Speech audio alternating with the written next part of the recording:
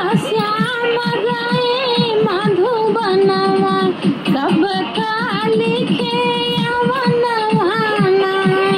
सखी हो श्याम गए मधुबनवा कब का लिखे अवनवाना।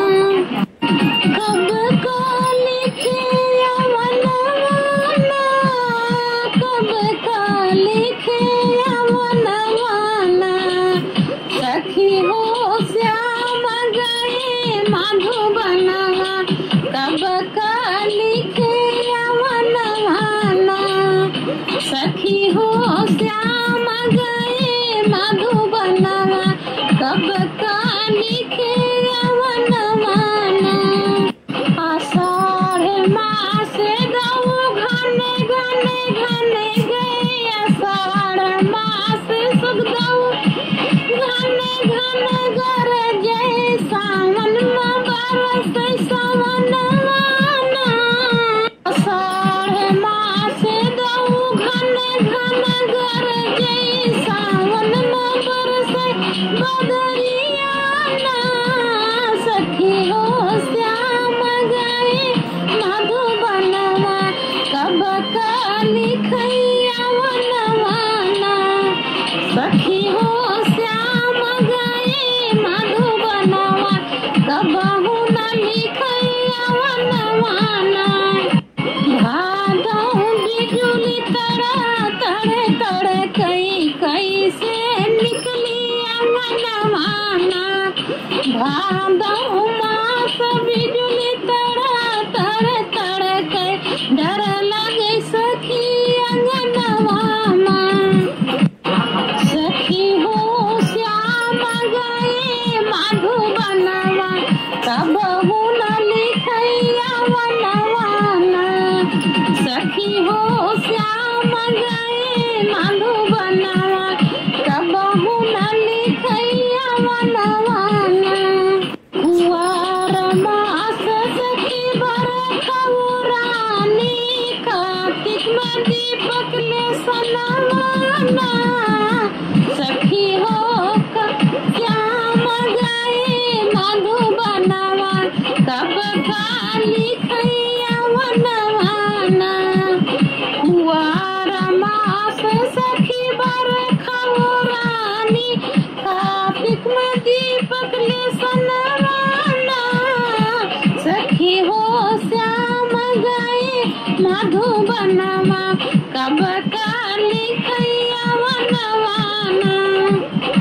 सखी हो श्याम गए मधुबनवा कब का लिखे अवनवाना। अगहन मास हमें नहीं भावे सब सखी चली गवनवाना। अगहन मास हमें नहीं भावे सब सखी चली गवनवाना। सखी हो श्याम गए मधुबनवा कब सखी लिखे अवनवाना।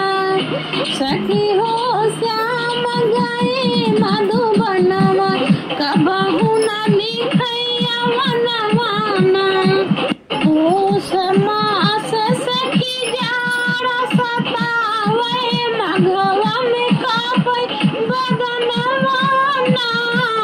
सखी हो श्याम गए मधुबनवा कब का लिखे अवनवाना। पूष मास सखी जाड़ा सतावे